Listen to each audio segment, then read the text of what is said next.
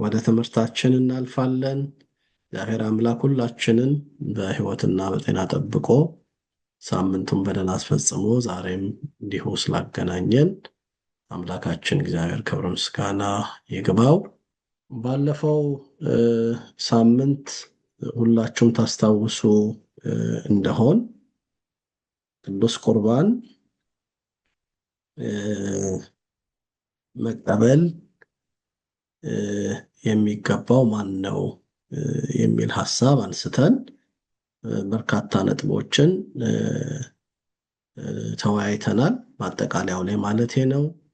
አንደኛ በአብ በወልድ በመንፈስ ቅዱስ ስም አምኖ የተጠመቀ ንስሐ የገባ ራሱን ለቅዱስ ሥጋው ለክቡር ደሙ ያዘጋጀ እያል በርካታ ነጥቦችን በዝርዝር ተመልክተናል ባለፈው ሳምንት። ዛሬ ሌላ ክፍል ነው የምናየው። ምናልባት ባለፈው ሳምንት ካየናቸው ነጥቦች ጥቂት ወደኋላ መለስ ብዬ እናንተን ለማስታወስ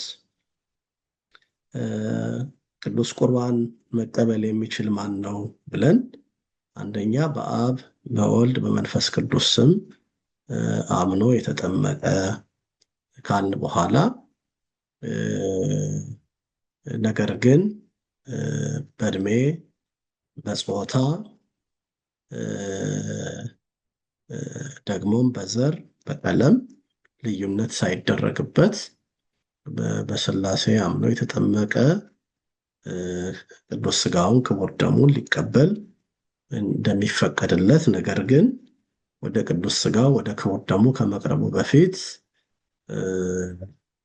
ንስሐ መግባት እንዳለበት እና በንስሐ ራሱን ለቅዱስ ሥጋው ለክቡር ደሙ ያዘጋጀ መሆን አለበት የሚል ነጥብ አይተናል።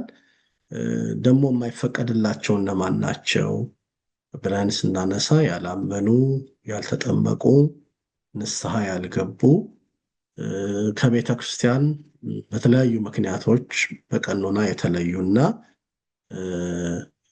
የቀኖናቸውን ፈጽመው በንስሐ ተመልሰው እንደገና ራሳቸውን ያላዘጋጁ ሰዎች ቅዱስ ሥጋው ክቡር ደሙን ለመቀበል እንደማይፈቀድላቸው፣ ቅዱስ ሥጋውን ክቡር ደሙን ለመቀበል አንደኛ በዕለቱ ሳይጾም ወደ ቤተ እግዚአብሔር የሚመጣ ሰው ቅዱስ ሥጋውን ክቡር ደሙን መቀበል እንደማይገባው፣ በሕመም ምክንያት ካልሆነ በቀር ቤተክርስቲያን የምታዛቸውን አጽዋማት በአግባቡ የማይጾም ቅዱስ ሥጋውን ክቡር ደሙን መቀበል እንደማይገባው እነኝህን የመሳሰሉ ነጥቦች ተመልክተናል። ዛሬ እንደ እግዚአብሔር ፈቃድ ቅዱስ ሥጋውን ክቡር ደሙን ከመቀበል በፊት ስለሚደረጉ ዝግጅቶች ነው የምናወራው። ቅዱስ ሥጋውን ክቡር ደሙን ከመቀበላቸው አስቀድሞ በጋብቻ ያሉ ሰዎች የሥጋ ንጽሕናን እና የውሳጣዊ ንጽሕናን ገንዘብ ማድረግ እንደሚገባቸው በቤተ ክርስቲያናችን ቅዱሳት መጻሕፍት አባቶቻችን ያስተምራሉ። ቅዱስ ቁርባን ከመቀበላቸው በፊት ከሩካቤ ሥጋ መጠበቅ ይኖርባቸዋል። ለቅዱስ ሥጋው ለክቡር ደሙ ክብር ሲባል ይሄንን በማድረግ መዘጋጀት አለባቸው። ከሩካቤ ሥጋ ራሳቸውን በመጠበቅ ከተቀበሉም በኋላ እንደዚሁ በተቀበሉበት ቀናት ከቅዱስ ሥጋው ከክቡር ደሙ ክብር የተነሳ ከሩካቤ ሥጋ ወይም ከጾታዊ ግንኙነት ራሳቸውን መጠበቅ እንደሚገባቸው የቤተክርስቲያናችን ቅዱሳት መጻሕፍት ያስተምራሉ፣ ይደነግጋሉ። ምናልባት እዚህ ላይ እንደው ለሁላችሁም ግልጽ ለማድረግ በጋብቻ ያለ ሩካቤ ኃጢአት ሆኖ አይደለም። በጋብቻ ያለ ሩካቤ ንጹሕ ነው። ቅዱስ ጳውሎስ ዕብራውያን ምዕራፍ 13 ቁጥር 1 ጀምሮ ሲናገር መጋባት በሁሉ ዘንድ ክቡር መኝታውም ንጹህ ነው እያለ ይናገራል እና በጋብቻ ያለ ሩካቤ ወይም ደግሞ በጋብቻ ያለ ጾታዊ ግንኙነት ንጹህና ክቡር ነው። ንጹህና ክቡር ነውና እንደ ኃጢአት እንደ በደል ተቆጥሮ ሳይሆን ከቅዱስ ሥጋው ከክቡር ደሙ ክብር የተነሳ ሰዎች ራሳቸውን ከዚህ በመጠበቅ ወደ ቅዱስ ሥጋው ወደ ክቡር ደሙ መቅረብ እንደሚገባቸው ቤተክርስቲያን ታስተምራለች። ንጽህናን በተመለከተ ይሄ ውሳጣዊ ንጽህና የምንለው የልቡና ንጽህና የምንለው ይሄ ከቂም፣ ከበቀል፣ ከጥላቻ፣ ከክፉ ሐሳብ ጭምር ሰው በተቻለው መጠን ራሱን ማንጻት ይገባዋል። ለዚህ ነው አንድ ምዕመን ሥጋው ደግሞ ከመቀበሉ አስቀድሞ ባሉት ጥቂት ቀናት ወደ መምህረ ንስሐው እየደወለ ለመምህረ ንስሐው እያሳሰበ ዛሬ ወይም ነገ ሥጋው ደግሞ ለመቀበል ፈልጋለሁና በጸሎት ያስቡኝ ይፍቱኝ እያለ ኃጢአቱን በመናዘዝ ወደ ካህን የሚቀርበው ሰው በድርጊት ከሚፈጸሙ ኃጢአቶች ባሻገር በሕሊና ያሉ ክፉ ሐሳቦች ቂም ሊሆን ይችላል፣ ጥላቻ ሊሆን ይችላል፣ እንደገና ደግሞ ልዩ ልዩ በደሎች ሊሆኑ ይችላሉ እና እነኝን የመሳሰሉ ውሳጣዊ የሆኑ ንጽህናን ገንዘብ ሳያደርጉ ወደ እግዚአብሔር መቅረብ እንደማይቻል የቤተክርስቲያናችን ትምህርት ያሳስባል ወይም ያስተምራል። እዚህ በመዝሙር ላይ ክፍሉ ላይ እንደምታዩት መዝሙር 7 ቁጥር 9 ላይ እግዚአብሔር ኩላሊትና ልብን ይመረምራል የሚል ቃል አለ። እግዚአብሔር ይፈትን ልበ ወኩላያተ ወይም ልበ ወኩላያተ ይፈትን እግዚአብሔር ልብንና ኩላሊትን ይመረምራል፣ ያያል፣ ይቆጥራል። እግዚአብሔር የሰውን ሁሉ ውሳጣዊ ነገር ያውቃልና ኩላሊትንና ልብን በሚፈትነው በሚመረምረው በእግዚአብሔር ፊት ሰው በተቻለው መጠን የልቡና ወይም ውሳጣዊ ንጽህናን ገንዘቡ ማድረግ አለበት። በዚህ በቅዳሴ ጊዜ ላይ አንድ የተጻፈ ትእዛዝ አለ። እንደምታውቁት ዲያቆኑ ቅዳሴ ጊዜ ሲጀምር የዲያቆኑ ትእዛዝ ነው የሚሰማውና ዲያቆኑ በጣም በርካታ ነጥቦችን ያነሳል። ለምሳሌ ወለእመቦ ዘተሃየሰ ምስለ ቢጹ ይሂድግ ሎቱ ይላል። ከወንድሙ ጋር የተጣላ ቢኖር ይተውለት ብሎ ሲጀምር እኛ በየምዕራፉ በከመ ምሕረትከ አምላክነ ወአኮ በከመ አበሳነ እንደ ቸርነት እንጂ እንደ በደላችን አይሁን እያልን በቅዳሴው ሰዓት እንኳን በደለኝነታችንን ኃጢአተኝነታችንን በማመን እንናገራለን እና በዚህ የዲያቆኑ አዋጅ ላይ ብዙ ነጥቦች በዝርዝር ቀርበዋል እና ከነሱ ሁሉ በላይ የመጨረሻው ማጠቃለያ ነጽሩ ነፍሰክሙ ወአንጽሑ ነፍስተክሙ ወለቢጽክሙ ሂ ኢትስክሩ አበሳሆሙ ይላል።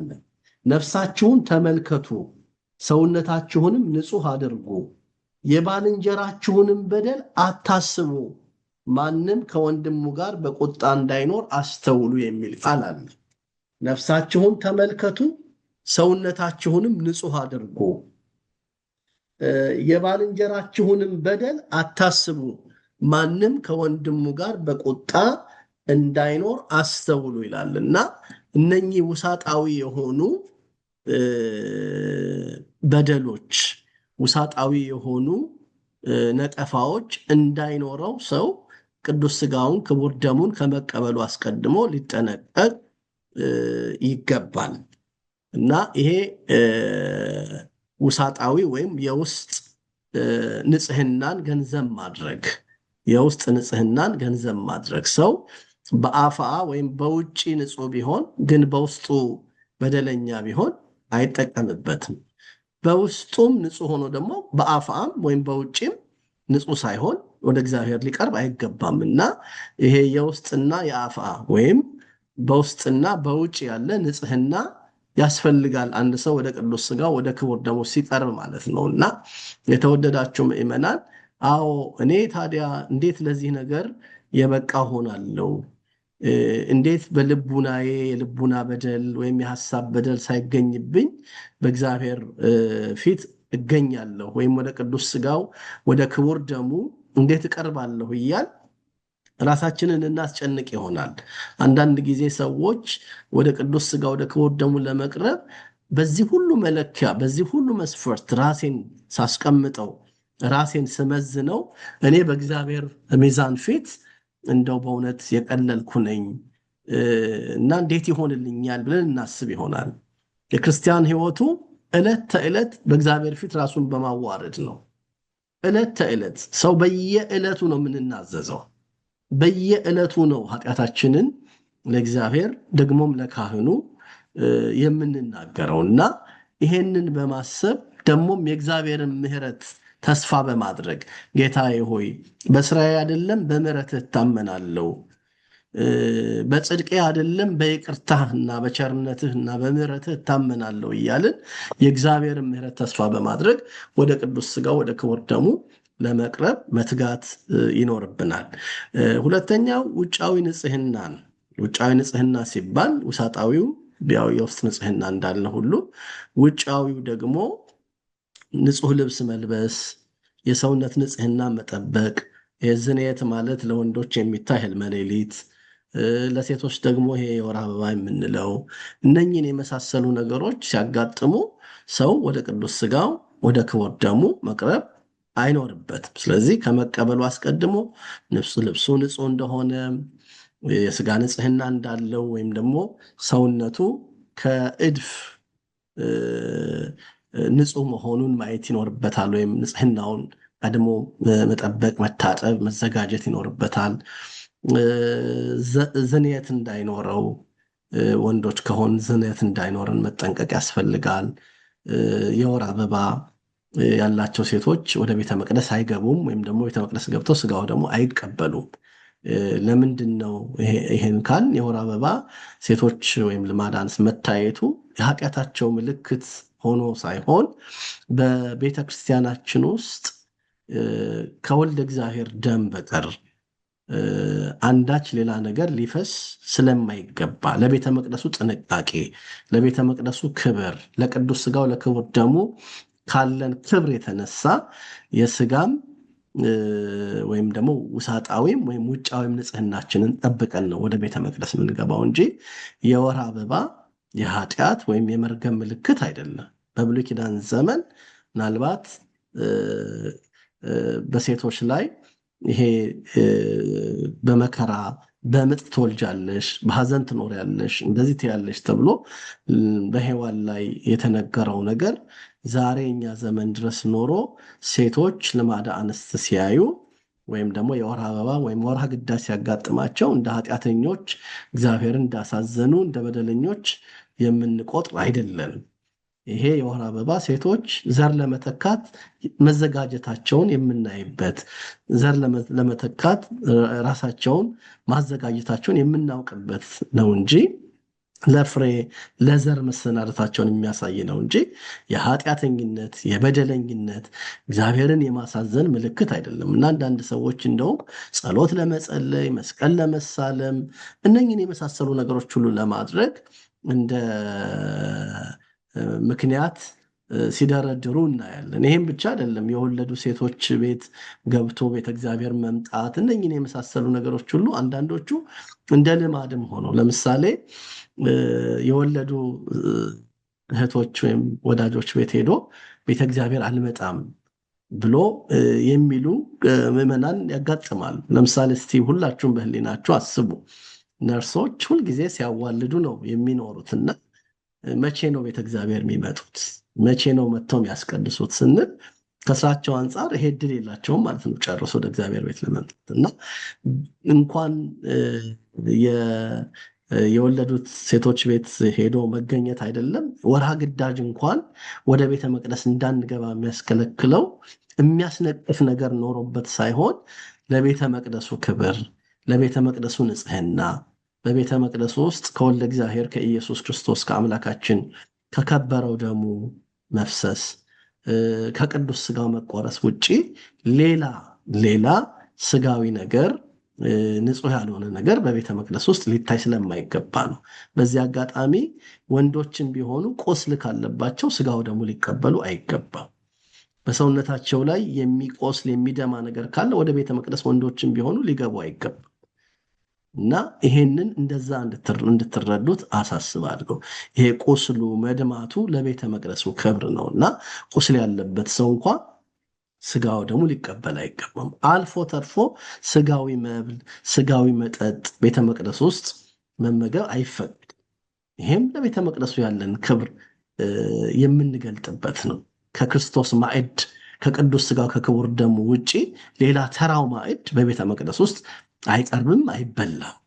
አንዳንድ ጊዜ ለህፃናት በመቅደስ ውስጥ እንኳን ዳቦ የሚሰጡ አንዳንድ ነገር የሚያደርጉ እናቶችን እናያለን እና እንደው የዚህ ሀገር ቤተክርስቲያን ስሪት አንዳንዴ ደስ ይላል። ይሄ ከቤተ መቅደስ ውጭ የሆኑ ህፃናትን መንከባከብ ህፃናትን መርዳት የሚቻልባቸው ክፍሎች አካባቢ ሄዶ ማድረግ የተመረጠ ነው። ያው ሁሉን ነገር ጠንከር ብለን የመፈጸም ይህን ስርዓት የመጠበቅ አቅም ማጣት ነው እንጂ እነኚህ ሁሉ የሚያብሉ መጠጡ አይደለም። ይሄ ጮክ ብሎ መናገር ስጋዊ ነገሮችን እንኳን መወያየት ቤተ መቅደስ ውስጥ አይፈቅድም። በተለይ እንደ ስብሰባ ያሉ አከራካሪ ነገሮች ሰዎች ይሄ የሚያቃርን ሀሳቦችን እንዲወያዩበት እንኳን ቤተ መቅደስ ውስጥ አይፈቀድም።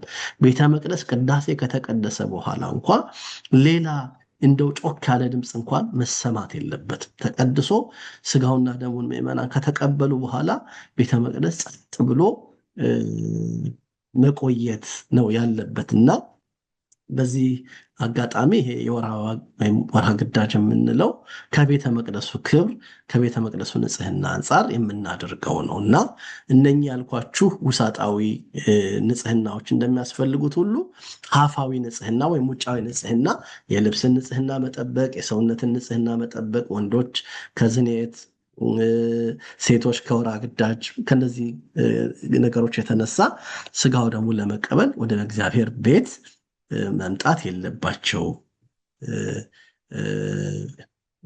ወደ እግዚአብሔር ቤትም እንኳን ቢመጡ ለቅዱስ ስጋው ለክቡር ደሙ ራሳቸውን ማዘጋጀት የለባቸውም። እንዳይመጡ ሲል ቤተ እግዚአብሔር መምጣት አይችሉም ማለት አይደለም። ቤተ እግዚአብሔር ይመጣሉ፣ ግን ቅዱስ ስጋውን ክቡር ደሙን አይቀበሉም። በእኛ በቤተክርስቲያናችን በጥንቷ በኢትዮጵያም ያለው ቤተክርስቲያናችን ስርዓት ከቤተ መቅደሱ ራቅ ባለ ስፍራ የሚያስቀድሱበት ራሱን የቻለ የተመቻቸ ቦታ አለ።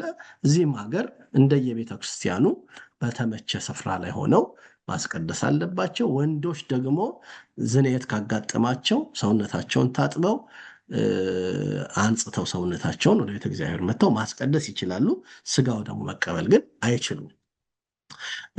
ይሄ ኦሪት ዘጸአት ምዕራፍ 20 ከቁጥር 1 እስከ 11 ያለው እግዚአብሔር ለእስራኤል ያዘዛቸው በሙሴ በኩል የተናገረው ቃል እንደምታዩት ነው። እግዚአብሔርም ሙሴን አለው፣ ወደ ሕዝቡ ሂድ፣ ዛሬና ነገም ቀድሳቸው፣ ልብሳቸውን ይጠቡ።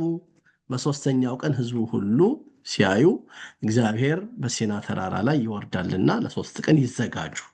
ይሄ ለ3 ቀን መዘጋጀት ትዝ ይላችሁ እንደሆነ ዳዊት ሰራዊቱን ይዞ በምድረ በዳ ከሳኦል በሸሸ ጊዜ ወደ ኖብ ምድር በመጣና አቤሜሌክ የሚባለውን ካህን በተገናኘው ጊዜ የሚበላ አንዳች ነገር አለን ሲለው በቤተ መቅደሱ ካህናቱ ከሚበሉት በቀር ሌላ ምንም የለም ሲለው ዳዊት አንድ ነገር ብሎት ነበረ። እኔም ከኔ ጋራም ያሉት እነኚህ ወንዶች ከሴቶች ጋር አልተኙም፣ የስጋ ንጽህናቸውን ጠብቀዋልና እባክህ የሚበላ ካለ ስጠን ብሎ ዳዊት ሲናገር እንሰማለን። እግዚአብሔር ቤትን ማዕድ በእስራኤል ዘመን እንኳን ለመመገብ የስጋ ንጽህና ያስፈልግ ነበረ። ከዚያ ከቤተ መቅደሱ ማዕድ ለመመገብ ከቅዱስ ስጋውም ከክቡር ደሙም የሚመገቡ ወይም ስጋውን የምንበላ ደሙን የምንጠጣ ሁላችንም ራሳችንን ከዚህ ነገር መጠበቅ ይኖርብናል ማለት ነው።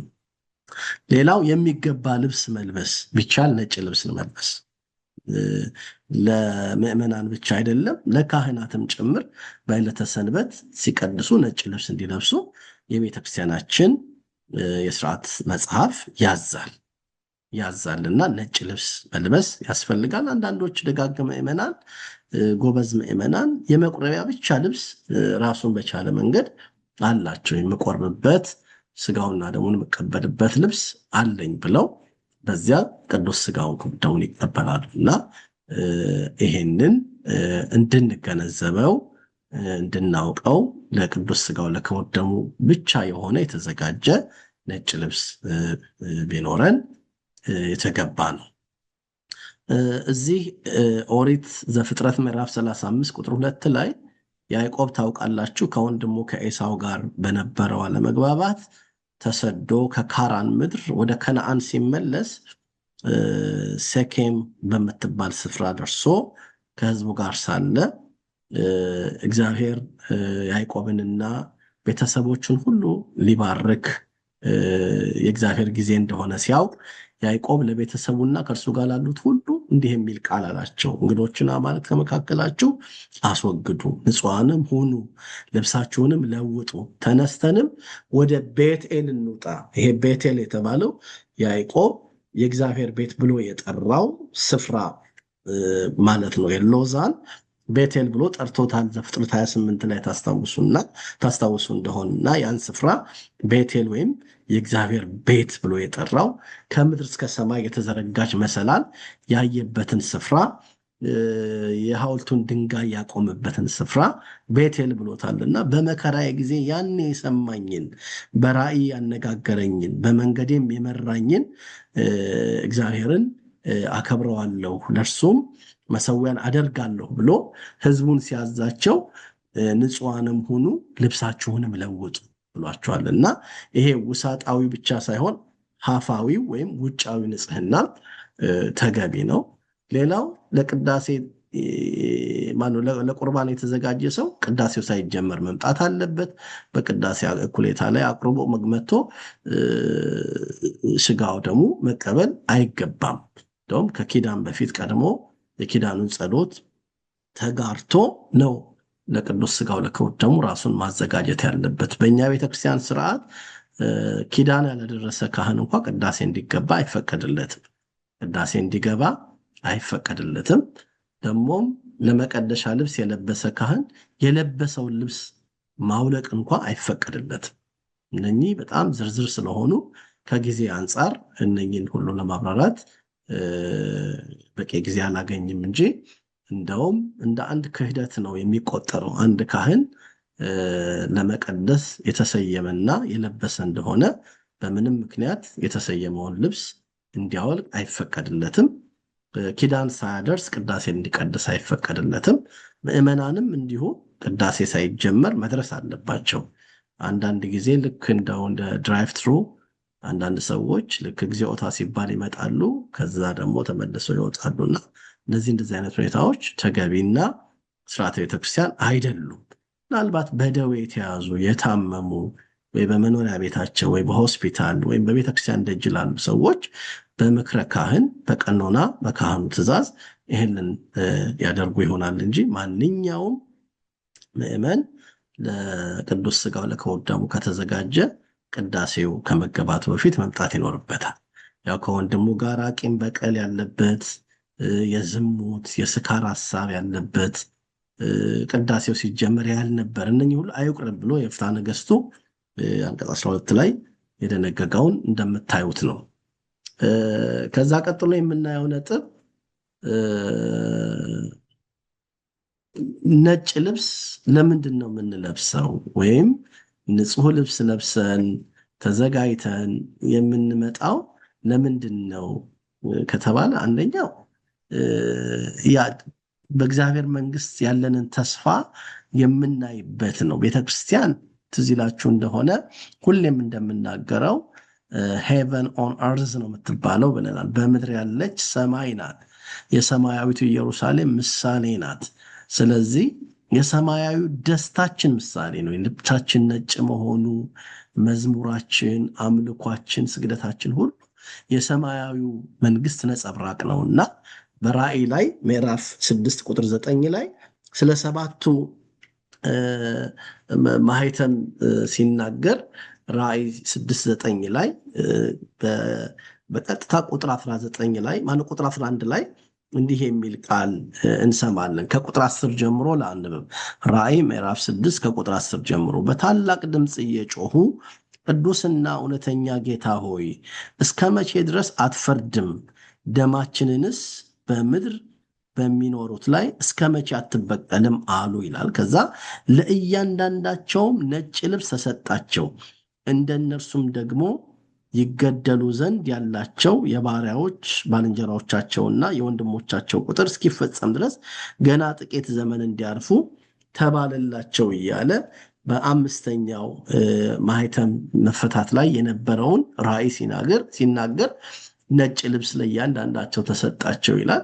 ዛሬ በክርስትናው መከራ የሚቀበሉ የሚጋደሉ ሰዎች በሰማይ ነጭ ልብስ ይለብሳሉ። ዛሬ ቅዱስ ሥጋውን ክቡር ደሙን የሚቀበሉ ምዕመናን በሰማይም በእግዚአብሔር ፊት በበጉ ዙፋን ፊት ነጭ ልብስ ለብሰው ይቆማሉ።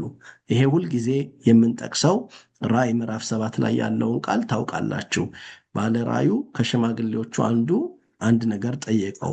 እነኚህ ከወዴት የመጡ ናቸው ብሎ ሲጠይቀው ጌታ ሆይ እኔ አላውቅም ሲለው እነኚህ ከታላቁ መከራ የመጡ ልብሳቸውንም በበጉ ደም አጥበው ያነጹ ናቸው የሚል ቃል ነግሮታል።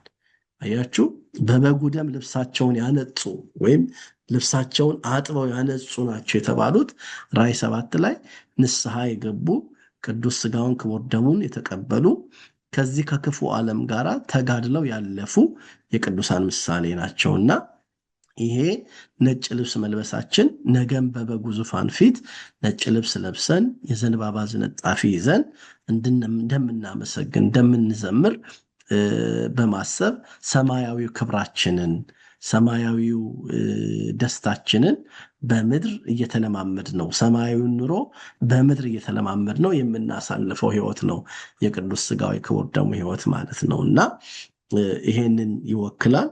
ሌላው ከጌታና ከቅዱሳን ጋር እንዴት እንደምንኖር ወይም የምናስብበት እዚህ ማቴዎስ 17 ላይ በደብረ ታቦር ጌታችን ሲገለጥ ትዝ ይላችሁ እንደሆነ ሶስቱ ደቀ መዛሙርት ጴጥሮስ፣ ዮሐንስና ያዕቆብ ከደቀ መዛሙርት መካከል ደግሞ በኦሪት ዘመን ከነበሩት ኤልያስና ሙሴ ተገልጠው ነበረ። ሙሴን እና ደግሞ ኤልያስን ከባለትዳሮች ሙሴን ደግሞ ከደናግሉ ደግሞ ኤልያስን አምጥቶ እነኚህ ሶስቱ ደቀ መዛሙርት ጴጥሮስ፣ ዮሐንስና ያዕቆብ ተገኝተው ጌታችን ልብሱ እንደ በረዶ እንዳበራ እነኛም ሶስቱ ደቀ መዛሙርት ያንን ባዩ ጊዜ እንደው ብርሃኑን መቋቋም እንዳቃታቸው ራእይ 17 ማቴዎስ 17 ላይ ተጽፎ የምናገኘው ክፍል አለ። ይሄም ያሳየው ዛሬ ንስሐ እየገባን ቅዱስ ሥጋውን ክቡር ደሙን የተቀበልን ነገ ከነ ሙሴ ጋራ ከነ ኤልያስ ጋራ ከነ ቅዱስ ጴጥሮስ ከነ ቅዱስ ዮሐንስ ከነ ቅዱስ ያዕቆብ ከሌሎችም ቅዱሳን ጋራ ያለንን ህብረት የምናስብበት መሆኑን በመረዳት ነጭ ልብስ የለበስን የሰማያዊውን ኑሮ እንለማመዳለን። ቅዱስ ሥጋውን ክቡር ደሙን የተቀበልን ለሰማያዊ ህይወት ራሳችንን እናዘጋጃለን ማለት ነውና እግዚአብሔር አምላካችን ይሄንን መረዳት ይሄንን ግንዛቤ ለሁላችን በእውነት ይግለጥልን፣ ለሁላችን ያብራልን። ይሄንን መረዳት ስንችል ነው ቤተ እግዚአብሔር መመላለስን ቅዱስ ሥጋውን ክቡር ደሙን መቀበልን እነኚህን ሁሉ ነገሮች እንደው በልባችን ውስጥ ትልቅ ስፍራ ሰጥተን ለዚህ ነገር የምንተጋውና እግዚአብሔር አምላካችን ይርዳን ያግዘን። ሌላው በሰርጉ እንደምንታደም ለማጠየቅ በየትኛው ሰርግ ካላችሁኝ በሰማያዊው ሰርግ ማለት ነው። ይሄ ማቴዎስ 22 ላይ ያለው ያው ትዝ ይላችሁ እንደሆነ ለልጁ ሰርግ ያደረገ ጌታን ትመስላለች መንግስተ ሰማያት ብሎ ጌታ ካስተማራቸው የምሳሌ ትምህርቶች አንዱ ነው። የማቴዎስ ወንጌል ምዕራፍ 22 ቁጥር 1 ጀምሮ ቁጥር 12 ላይ በሰርጉ ላይ ነጭ ልብስ ሳይለብስ የታደመውንና ጌታም የተቆጣውን ሰው ታሪክ ነው የሚያወራው። ቁጥር 12 ላይ እንዲህ ይላል፣ ወዳጄ ሆይ የሰርግ ልብስ ሳትለብስ እንዴት ወደዚህ ገባህ አለው። እርሱም ዝም አለ። በዚያ ጊዜ ንጉሡ አገልጋዮቹን እጁንና እግሩን አስራችሁ ወደ ውጭ ወዳለው ጨለማ አውጡት፣ በዚያም ልቅሶና ጥርስ ማፋጨት ይሆናል የሚል አለ። ነጭ መልበሳችን ዛሬ ነጭ በመልበስ ውሳጣዊና ሀፋዊ ወይም የውስጥ ንጽህናችንና የውጭ የስጋ ንጽህናችንን በመጠበቅ ነጭ ልብስ በመልበስ የምንለማመደው ህይወት በሰማይ የምንኖረውን በሰማያዊ ሰርግ ላይ የምንታደመውን ራእይ 14 ላይ ያለው ቃል ቤተክርስቲያናችንን በሰዓታቱ ላይ ኦ በግዘ አርያም በርዕሰ ደብረ ጽዮን ዘቆምከ ኢትፍልጠነም ከብካበ ቅዱስ መርአከ፣ የታረድከው በጽዮን ተራራ ላይ የቆምከው በግ ሆይ ከቅዱሱ ሰርግህ አትለየን። አያችሁ፣ መንግስተ ሰማያት የሰርግ ምሳሌ ናት። ጌታ በሰርግ መስሎ ብዙ ቦታ አስተምረዋል። ለምሳሌ ማቴዎስ ወንጌል ምዕራፍ 25 ላይ መንግስተ ሰማያት ሙሽራውን ሊቀበሉ የወጡ 10 ቆነጃጅትን ትመስላለች። 5ቱ ልባሞች ነበሩ፣ 5ቱ ደግሞ ሰነፎች ነበሩ ካለ በኋላ ሰነፎቹ መብራት ይዘዋል፣ ዘይት ግን በማሰሮ አልያዙም። ልባሞቹ መብራትም ዘይትም ይዘዋል። ይሄ ሃይማኖት ከምግባር አስተባብረዋል። እነኛ ደግሞ ሃይማኖት አላቸው፣ ምግባር ትሩፋት ግን የላቸውም። የንስሐ ህይወት የላቸውም። የቅዱስ ሥጋ ክቡር ደሙ ህይወት የላቸውም። በእግዚአብሔር ቤት በመኖር የሰበሰቡት መንፈሳዊ ሀብት ፍሬ የላቸውም እና ሙሽራው በመጣ ጊዜ ሲነቁ መብራታቸው ሊጠፋባቸው እንደሆነ፣ ወደ ገበያው ሲሄዱ ሙሽራው መጥቶ ወደ እልፍኙ ወደ አዳራሹ እንደገባና አዳራሹ ወይም እልፍኙ እንደተዘጋ በደጅ ቆመው ጌታ ሆይ ክፈትልን እንዳሉት እርሱም አላውቃችሁም እንዳላቸው የሰርግ ምሳሌ ተጽፏል። እዚህ ማቴዎስ 22 ላይም ይሄንኑ የሚመለከት ግን ነጭ ልብስ ያለበሰ በሰርጉ ቤት ተገኝቶ ራሱን ሳያነጣ ለሰርጉ የሚገባውን ክብር ሳይሰጥ የተገኘውን ሰው ባለቤቱ እንዴት ወደ ውጭ እንዳወጣው የሚያሳይ ነው።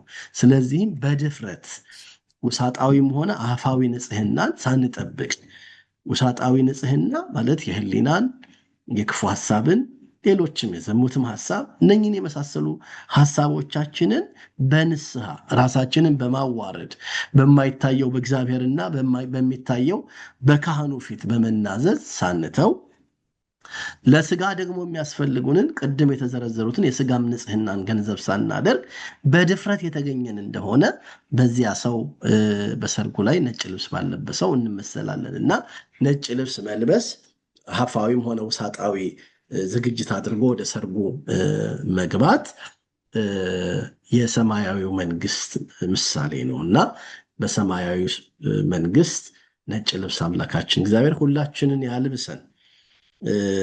ይሄ ስለ ካህናት ነው ቅድም የነገርኳችሁ። ካህናትም እንዲሁ ነጭ ልብስ እንዲለብሱ የቤተክርስቲያናችን የትእዛዝ መጽሐፍ አለ። ከዚህ በመቀጠል የምናየው ነጭ ልብስ ለብሰው ራሳቸውን አዘጋጅተው ለቅዱስ ሥጋው ለክቡር ደሙ ዝግጁ ሆነው የመጡ ምዕመናን ከቅዳሴው በፊት ወይም የቅዳሴውን ጸሎት ተሳትፈው ቅዱስ ሥጋውን ክቡር ደሙን ከመቀበላቸው በፊት የህብረት ጸሎት ያደርጋሉ። ቅዳሴ በዚህ አጋጣሚ የህብረት ጸሎት ነው። ማንም ሰው በዛ በህብረት ጸሎት ጊዜ የግል ጸሎቱን መጸለይ አይገባም። የቅዳሴው ሰዓት የጋራ ጸሎት ነው የሚጸለየው። የግል ጸሎት ለብቻ ነው የሚጸለየው። የቅዳሴው ጸሎት የማህበር ጸሎት ነው እና በቅዳሴው ላይ ከእግዚኦታ በኋላ ሁላችንም የምንጸለየው ጸሎት አለን። አቤቱ ጌታዬ ኢየሱስ ክርስቶስ ሆይ ርኩስት ከሆነች ከቤቴ ጠፈር በታች ትገባ ዘንድ የሚገባኝ አይደለሁም እያል የምንጸለየው ጸሎት አለ። ይሄ ጸሎት በቀጥታ በማቴዎስ ወንጌል ምዕራፍ 8 ላይ ቁጥር 8 ጀምሮ ካለው ከመቶ አለቃው ሕይወት የተወሰደ ወይም ከዚያ ሐሳብ የተቀዳ የጸሎት ክፍል ነው። ትዝ ይላችሁ እንደሆን መቶ አለቃው ልጁ በታመመበት ጊዜ ጌታን የጠየቀውን ነገር ታውቃላችሁ። ጌታ ሆይ የእኔ ቤት ብዙ ኃጢአት ያለበት ነው፣ ብዙ በደል ያለበት ነው፣ ብዙ ነውር ያለበት ነው እና ከቤቴ ጣራ በታች ትገባ ዘንድ አልለምንህም፣ ና ብዬ እዚህን የቤት ድረስ አልጠራህም። ነገር ግን አንተ ሁሉን ቻይ ነህ፣ አንተ ካህሌ ሁሉ ነህ። እኔ እንኳን አንዱን ባዘው ይሄዳል፣ ና ብለው ደግሞ ይመጣል። ስለዚህ እባክህን ቃል ብቻ ተናገር ብላቴናዬም ይፈወሳል እንዳለ እና ጌታም እምነቱን እንዳደነቀው በዚህ አጋጣሚ በመጽሐፍ ቅዱስ እምነታቸው የተደነቁ የመቶ አለቃዎች ብዙ ናቸው። አንዱ ይሄ ነው። ሁለተኛ በመስቀሉ ስፍራ የተገኘው ጌታችን በተሰቀለ ጊዜ ጨረቃው ደም ስትሆን፣ ፀሐይ ስትጨልም፣ መቃብራት ሲከፈቱ አይቶ በእውነት ይህ ሰው ጻድቅ ነው ያለ አንድ ታላቅ የመቶ አለቃ እንዳለ ታስታውሳላችሁ። የማቴዎስ ወንጌል ምዕራፍ 27 ላይ ስናነብ ማለት ነው። እና በዚህ ክፍል ላይም ይሄ መቶ አለቃ በጣም የተደነቀ ሰው ነው። ከቤቴ ጣሪያ በታች ልትገባ አይገባህም ብሎ የተናገረ ነው። እና ልክ ይሄንን ጸሎት በምንጸልይበት ጊዜ ሁላችንም ማስታወስ የሚገባን ልክ እንደዚሁ ሰው እንደ መቶ አለቃው እኔም እንዲህ ነኝ፣ ጌታ ሆይ ኃጢአተኛ ነኝ፣ በደለኛ ነኝ፣ እኔን የምትምረኝ ስላፈሰስከው ደምህ ብለህ ስለቆረስከው ስጋህ ብለህ ነው እያልን የምንጸልየው ጸሎት ነው። ይሄ ጸሎት አንዳንድ ጊዜ በተለያዩ ምክንያቶች በውስጥ ብቻ ጸሎት ተጸልዮ በአፋ ላሉት ለምእመናን ተሳታፊ ሳይሆኑ ይቀራሉ።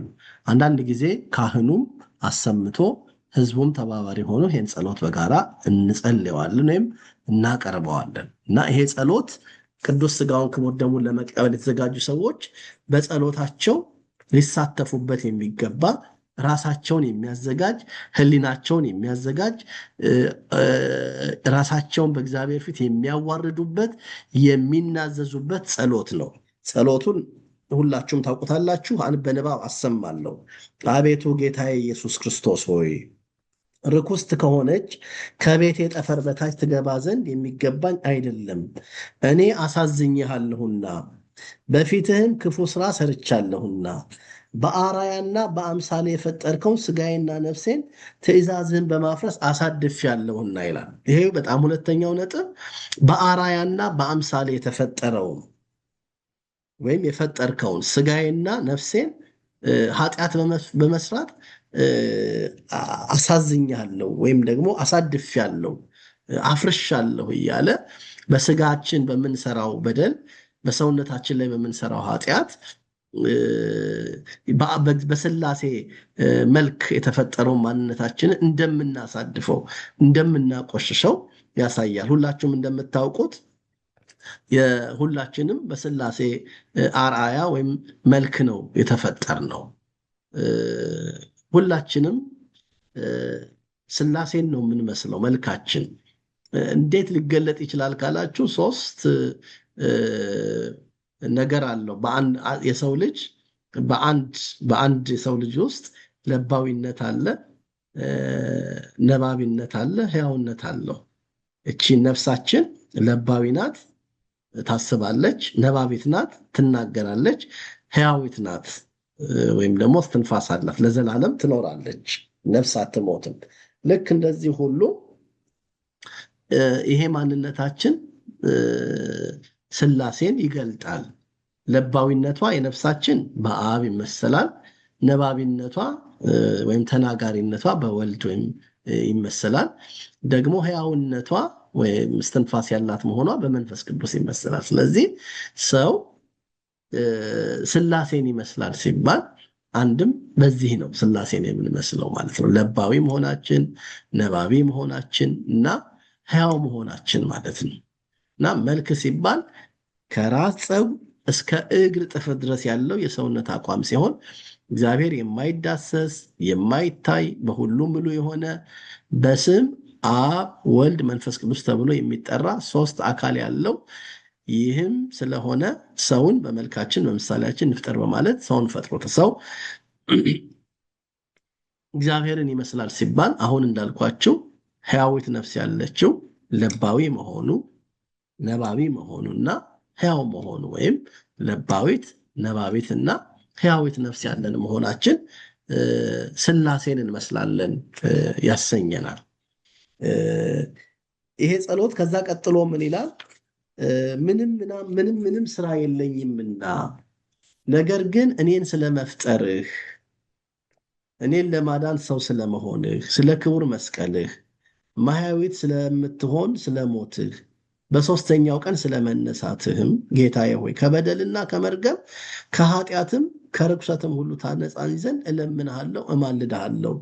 የቅድስና ምስጢር በተቀበልኩ ጊዜ ለወቀሳና ለመፈራረጃ አይሁንብኝ፣ ማረኝ ይቅርም በለኝ ይላል። የቅድስና ምስጢር የተባለው ቅዱስ ስጋውን ቅዱስ ስጋው ነው፣ ክቡር ደሙ ነው።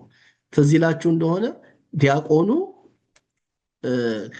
ከድርገት ሲመለሱ፣ ድርገት ማለት ሊያቆርቡ መውረዳቸው ነው፣ በአንድነት መውረዳቸው ማለት ነው። በአንድነት ወርደው ቅዱስ ስጋውን ክቡር ደሙን አቀብለው ሲመለሱ ዲያቆኑ የሚዘምረው መዝሙር አለ፣ እኛን ሁሉ ወክሎ ማለት ነው። ነአኩቶ ለእግዚአብሔር ቅዱሳት ሆነ ሰያነ ይላል።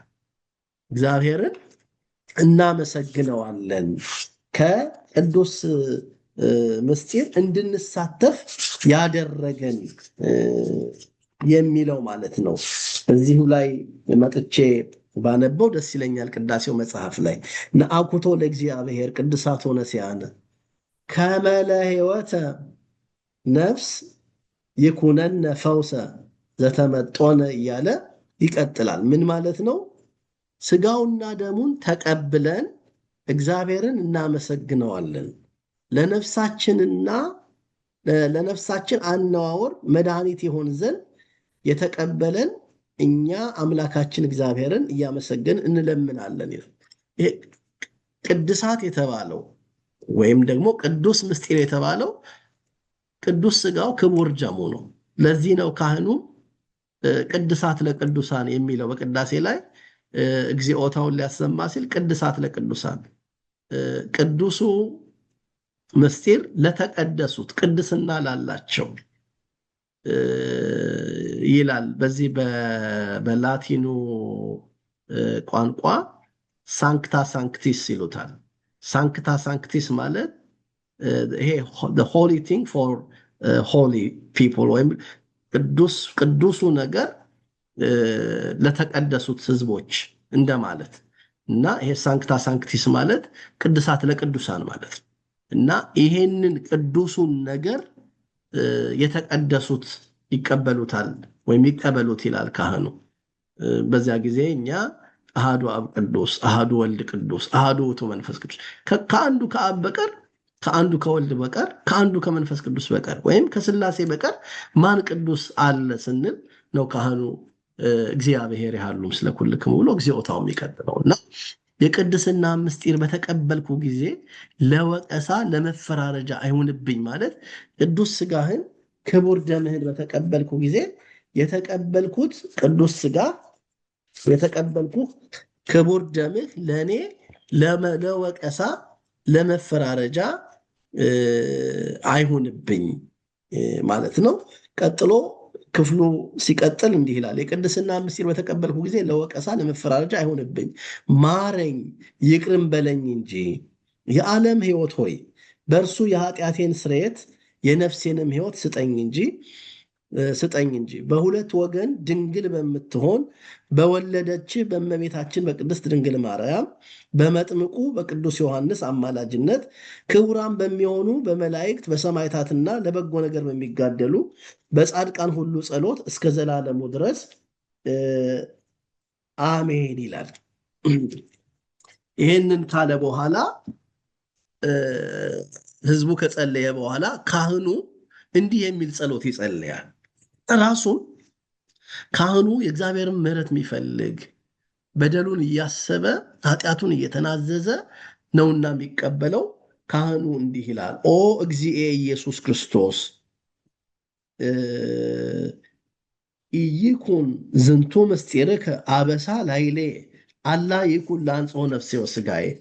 አቤቱ ጌታዬ ኢየሱስ ክርስቶስ ሆይ ይህ ቅዱስ ምስጢርህ በእኔ ላይ በደል አይሁንብኝ፣ ሥጋዬንና ነፍሴን ለማንጻት ይሁን እንጂ ካለ በኋላ ካህኑ ይቀበላል።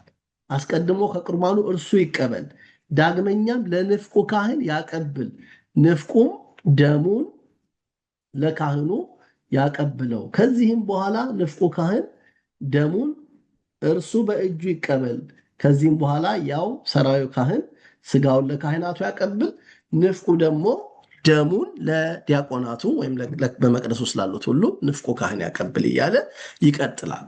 ትልቁ እዚህ ነጥብ ላይ ማተኮር የፈለግኩት አንድ ሰው ቅዱስ ስጋውን ክቡር ደሙን ከመቀበሉ አስቀድሞ በእግዚአብሔር ምሕረት በቅዱሳን ጸሎትና ምልጃና ቃል ኪዳን በመታመን ኃጢአቱን በማመን በደለኝነቱን በማመን ነገር ግን እኔን ስለመፍጠርህ እኔን ለማዳን ሰው ስለመሆንህ በቀራንዮ ንጹሕ ደምን ስለማፍሰስህ ቅዱስ ስጋህን ስለመቁረስህ ማረኝ ይቅር በለኝ እያለ የእግዚአብሔርን ምሕረት ከታመነ በኋላ ደግሞ የቅዱሳኑን ምልጃ በሁለት ወገን ድንግል በምትሆን በእመቤታችን በቅድስት ድንግል ማርያም በዮሐንስ መጥምቅ ከሴቶች ሁሉ ከተነሱ እንደ ዮሐንስ መጥምቅ ያለ ማንም የለም ብሎ ጌታ የተናገረለት ለበጎ ነገር በተጋደለው በሰማዕቱ እስጢፋኖስ በቅዱሳን መላእክት በእነኚህ ሁሉ ጸሎትና አማላጅነት እለምንሃለሁ እማልድሃለሁ ማረኝ እያለ ሰው በመናዘዝ እስከ መጨረሻው ድረስ በዚህ አጋጣሚ ካህኑ ቅዳሴ አሃዱ አብ ብሎ ከጀመረበት ሰዓት ጀምሮ እስከ መጨረሻው እስከሚያቀብልበት ሰዓት ድረስ ሁሉ የማንጻት ስርዓት ነው የሚሰራው። ማንጻት ነው ዓላማው። ማንጻት ህዝቡን ያነጻል፣ ራሱን ያነጻል፣ ህዝቡን ያነጻል፣ ራሱን ያነጻል። ስለዚህ በዚህ ሁሉ ዝግጅት ቅዱስ ስጋውን ክቡር ደሙን እንቀበላለን ማለት ነው። ከዚህ በኋላ ካህኑ ስጋውና ደሙን ሲያቀብል ቅዳሴ እግዚእ በተቀደሰ ጊዜ ሐዋርያትን በቀደሰ ጊዜ እና የቀሩትን የሊቃውንት ቅዳሴ በቀደሰ ጊዜ በተለያየ መንገድ ስጋውን ያቀብላል። ለምሳሌ ስጋና ነፍስን ደመ ነፍስን ለማክበር የሚሆን የጌታችን የኢየሱስ ክርስቶስ ስጋ ነው እያለ በጌታ ቅዳሴ ጊዜ ወይም በቅዳሴ ጊዜ ይህንን ቃል ይናገራል። የሐዋርያትን ቅዳሴ በቀደሰ ጊዜ ደግሞ ከሰማይ የወረደ የሕይወት ህብስት የሚሆን የክርስቶስ ክቡር ስጋው ይህ ነው እያለ ያቀብላል። የሊቃውንትን ቅዳሴ በሚቀድስ ጊዜ ከሁላችንም እመቤት ከማርያም የነሳው እውነተኛ የሚሆን የአምላካችን የአማኑኤል ስጋ ይህ ነው ይላል። ስጋሁ ለአማኑኤል ዘነሳ እምእግዝእተ ኩልነ፣ የሁላችንም እመቤት ከምትሆን ከማርያም የነሳው የአማኑኤል ስጋው ይህ ነው ይላል። ተቀባዩ ደግሞ የጌታችንን ስጋ መሆኑን ህብስተ ሕይወት መሆኑን የአማኑኤል ስጋ መሆኑን እውነት ነው ብሎ በማመን አንድ ጊዜ አሜን ብሎ ይቀበላል። አሜን እያለ ካህኑ ያንን ቃል ሲል የሚቀበለው ሰው አምናለሁ፣ የአማኑኤል ስጋ እንደሆነ አምናለሁ፣ ከማርያም የነሳው ነፍስ የተለየው መለኮት የተዋህደው እንደሆነ አምናለሁ፣ ለኃጢአቴ ስርየት አንድ ጊዜ በቀራንዮ ላይ የቆረሰው ስጋ አንድ ጊዜ በቀራንዮ ላይ ያፈሰሰው ደሙ እንደሆነ አምናለሁ፣ ኃጢአቴን የሚያስተሰርይ በደሌን የሚደመስስ እንደሆነ አምናለሁ እያለ የሚቀበለው ሰው በእምነት ወይም በማመን ቅዱስ ስጋውን ይቀበላል ማለት ነው። ከዛ በኋላ ያው በቅዳሴው ሰዓት የምንዘምረው መዝሙር አለ። ይሄ መዝሙር በጣም ደስ የሚል መዝሙር ነው። ቅዱስ ቅዱስ እያልን ልክ ድርገት ሲወረድ ሁላችንም ዝቅ ብለን የምንዘምረው መዝሙር ነውና እሱን መዝሙር ላስታውሳችሁ እወዳለሁኝ። አንድ ላይ የምንዘምረው መዝሙር ማለት ነው። ቅዱስ ቅዱስ ስሉስ ዘኢይትነገር ሀበኒ ከመ እንሣ ለሕይወት ይላል። ቅዱስ ቅዱስ ቅዱስ ሶስትነቱን ስሉስ ይላል። ዘኢይትነገር ሀበኒ ከመ እንሣ ለሕይወት ዘንተ ሥጋ ወደም ዘእንበለ ኩነኔ። በአማርኛው የማይነገር ቅዱስ ቅዱስ ሶስት የምትሆን ይህንን ሥጋና ደም ለሕይወት ሊሆነኝ ሳይፈረድብኝ እቀበል ዘንድ ስጠኝ። በጣም ደስ የሚል ጸሎት ነው። ቅዱስ ቅዱስ እያለ የሚቀበለው ሰው ይህንን ጸሎት ይጸልያል፣ ወይም ይህን መዝሙር እየዘመረ ወደ ሥጋው ደሙ ሰልፍ ይቀርባል ማለት ነው። ሳይፈረድብኝ ይቀበል ዘንድ ስጠኝ፣ በጌትነትህ እገለጥ ዘንድ ደስ የሚያሰኝህንን ፍሬ እሰራ ዘንድ ስጠኝ። ልክ በዚህ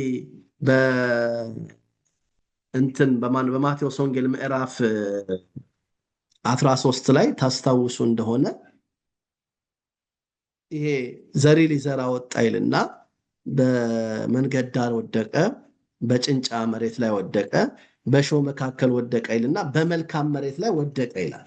ስለዚህ እንደ መልካሙ መሬት እሆን ዘንድ ደስ የሚያሰኝን ፍሬ እሰራ ዘንድ ስጠኝ፣ ያንተንን ፈቃድ እየሰራው እኖርልህ ዘንድ ስጠኝ። በማመን አባት ብዬ እጠራሃለሁ፣ መንግስትህንም እጠራለሁ። አቤቱ ስምህ በእኛ ላይ ይመስገን፣ ምስጉን ክቡር የምትሆን ኃያል አንተ ነህ፣ ለአንተ ክብር ይገባሃል ለዘላለሙ እያለ ህዝቡ ይሄንን ቃል በጋራ እየዘመረ ሥጋውና ደሙን ይቀበላል ማለት ነው። እና ይሄ ሥጋው ደሙ በመቀበል ጊዜ የምናደርገው ስርዓት ነው። እና ከቅዱስ ቁርባን ከተቀበልን በኋላ የምንፈጽማቸው ትእዛዛት አሉ። ከዛ ውጭ ደግሞ የተሳሳቱ ግንዛቤዎች ስለ ቅዱስ ቁርባን ያለን የተሳሳተ ግንዛቤዎች አሉ። እነሱን በተመለከተ ምናልባት በሚቀጥለው ሳምንት እንደ ማጠቃለያ አንስተን የምንጨርስ ይሆናል ማለት ነው። እና ለዛሬ እዚህ ድረስ ካየን ይበቃናል። ለሁላችሁም አደራ የምለው የምንሰማው ቃል፣ አሁን የምንማረው ቃል ሁሉ ቅዱስ ሥጋውን ክቡር ደሙን በመረዳት በመገንዘብ እና በማመን እና በመዘጋጀት ወደ ቅዱስ ሥጋው ወደ ክቡር ደሙ እንድንቀርብ ለማድረግ ነውና ዓላማው። እያንዳንዱን የሰማችሁትን በማስተዋል የተረዳችሁትን የሰማችሁትን ደግሞ በማመን በመቀበል የተቀበላችሁትን ለማድረግ እግዚአብሔር አምላካችን ለሁላችን ኃይሉን፣ ጥበቡን፣ ማስተዋሉን ለሁላችን ያድለን። ይህን ትምህርት እንደ አጥቢያ ቤተክርስቲያን ለማዘጋጀት ያሰብንበት ትልቁ ዓላማ ሰዎች በተለያየ ምክንያት ከሥጋው ደሙ ይርቃሉ። ባለፈው ሳምንት አስታውሱ እንደሆነ አንዳንዴ ከተሳሳተ ግንዛቤ የተነሳ ለምሳሌ በተደጋጋሚ የሚጠየቀው ሕፃናት ልጆች ይኖሩናል። እድሜያቸው 13 14 ዓመት ሲሆን እነኚህ ልጆች ጎርምሰዋል። ሴቲቱም ወጣቷ ሴት ማለት ነው ልማዳ አንስት ማየት ጀምራለች። ወንዱም ደግሞ ጉርምስና አምጥቷል ወይም አካላዊ ለውጥ ማሳየት ጀምሯል። በዚህ ጊዜ እነኚህ ልጆች በሥጋው ደሙ መቀጠል የለባቸውም ብለን ውሳኔ ወስነን ልጆቻችንን ከሥጋው ደሙ እናረቃቸዋለን። ልጆቻችንም ትናንትና በነበራቸው የልጅነት መንፈስ ወደ ሥጋው ደሙ ለመቅረብ ይቸገራሉ። እውነት ነው። ትምህርት ቤት የሚያደርጉት ነገር አለ፣ ቤታቸው የሚያደርጉት ነገር አለ። እንግዲህ የኃጢአት መልኩ ይለያይ እንጂ ሐሳብ ወደ ሕሊናቸው መምጣት ይጀምራል። ከሐሳብ ደግሞ ሲያልፍ በግብርም መበደል ይጀምራሉ። እነኚህ ነገሮች እያሉ እነኚህን ችግሮች የሚፈታ ብሪጅ የሚፈታ ድልድይ ካላዘጋጀን እነኚህ ልጆች ወደሚቀጥለው ሕይወት ወይም ቅዱስ ሥጋውን ክቡር ደሙን በመቀበል ወደሚቀጥለው የዕድሜ ክልል ወይም ወጣትነት ከዛ ወደ ትዳር የሚገቡበት ሁኔታ አይኖርም እና ብዙዎቻችንም ከስጋው ደግሞ የራቅንበትን ምክንያት ብናጤ ነው ከዚህ የተለየ አይደለም። ልጆች ሆነን እንቀበላለን። ማንኛውም አማኝ ማንኛውም በ40 እና በ80 ቀን የተጠመቀ ክርስቲያን በልጅነቱ ስጋውና ደሙን የተቀበለን ያደገ ሁላችንም አንገታችን ላይ ነጠላ ታስሮልን በፍልሰታ በየአብያተ ክርስቲያናቱ መቅደሱን ሞልተን የተቀበልን ያደግን ግን የሆነ እድሜ ላይ ተቋርጧል። እንዳይቀጥል ምክንያት የሆነው አሁን ያልኳችሁ ነገር ነው። አንዱን ሌሎች ምክንያቶችንም በሚቀጥለው ሳምንት ስናነሳ ልናይ እንችላለን እና አንደኛ እንደ ትውልድ ልጆቻችን አሁን በስጋው ደግሞ ያሉ ልጆቻችን ሳይቸገሩ እንዴት ነው መቀጠል የሚችሉት? እንዴት ነው ወጣትነትንም በስጋው ደግሞ ተቋቁመው የሚያልፉት? ወደ ትዳርስ እንዲሁ ሳይቋረጥ የቅዱስ ስጋው ክቡር ደግሞ ህይወት ወደ ጋብቻ እንዴት ነው የሚደርሱት የሚለውንም እንደው የሚያመለክት ነገር እንዲኖር ያቋረጥነውም ደግሞ ወደ ተውነው በፍርሃት ሊሆን ይችላል፣ በልዩ ልዩ ምክንያት ሊሆን ይችላል። ያቋረጥነውስ እንዴት ነው ወደ ስጋው ደግሞ የምንመለሰው የሚለውን የጋራ ግንዛቤ ለመፍጠር ሰዎችን ወደ ቅዱስ ስጋው ወደ ክቡር ደግሞ እንዲቀርቡ ንስሐ እንዲገቡ ለማበረታታት ታስቦ የተዘጋጀ መርሃ ግብር ስለሆነ እንደው ውጤት አልባ እንዳይሆን የሰማችሁ ሁላችሁ የሰማን ሁላችን የሰማነውን ቃል እንድናፈራበት የሰማነውን ቃል እንድናደርገው ሰምቶ አለማድረግ ራሱ ፍርድ ነው። ቅዱስ ያዕቆብ የእግዚአብሔርን ቃል ሰምቶ ለማያደርገው ፍርድ እንዳለበት ይናገራል። እንደውም ቃሉን ሰምቶ የማያደርግ ሰው የገዛ መልኩን በመስታወት እንደሚያይና ኋላ እንደሚረሳ ሰው ነው ይላል። ስለዚህ ሰምተን እንደሚረሳው እንዳንሆን ሰምቶ አለማድረግ ራሱ ደግሞ ኃጢአት ነው። በጎ ነገርን አውቆ አለማድረግ ኃጢአት ነው የሚለው መጽሐፍ ቅዱስ። በጎ ነገርን አውቆ አለማድረግ አሁን ብዙዎቻችን በጎ ነገር እንደሆነ እናውቃለን፣ ህይወት እንደሆነ እናውቃለን፣ መድኃኒት እንደሆነ እናውቃለን፣ ግን አናደርግም። ላለማድረግ ምክንያት የሆኑ ነገሮች አሉን። በሚቀጥለው ሳምንት እናያለን ብለናል። እነኚህን ነገሮች ከተገነዘብን በኋላ ወደዚያ ህይወት መመለስ በተለይ በሚመጣው አዲስ ዓመት በኢትዮጵያ አዲስ ዓመትን በስጋው ደግሞ ነው መጀመረው። አዲስ ዓመትን በቁርባን ነው መጀመረው። አዲስ ዓመትን በተለወጠ ህይወት ነው መጀመረው። ልብሴን አጥባለሁ ማለትም ስጋዬን ነፍሴን በቅዱስ ስጋው በክቡር ደሙ ቀድሳታለሁ። ለስጋዬ መድኃኒት እንዲሆነኝ ለነፍሴም መድኃኒት እንዲሆናት የተራበች ነፍሴ የታመመች ሰውነቴ በቅዱስ ስጋው በክቡር ደሙ መድኃኒት እንዲሆንላት አደርጋለሁ ብለን የምንዘጋጅበት ዓመት ጭምር እንዲሆን ሁላችንም አደራ ማለት ማስገንዘብ እወዳለሁ። ያስተማረን የመከረን የአባቶቻችን አምላክ ጌታ እግዚአብሔር ይክበር ይመስገን። ይቆየን።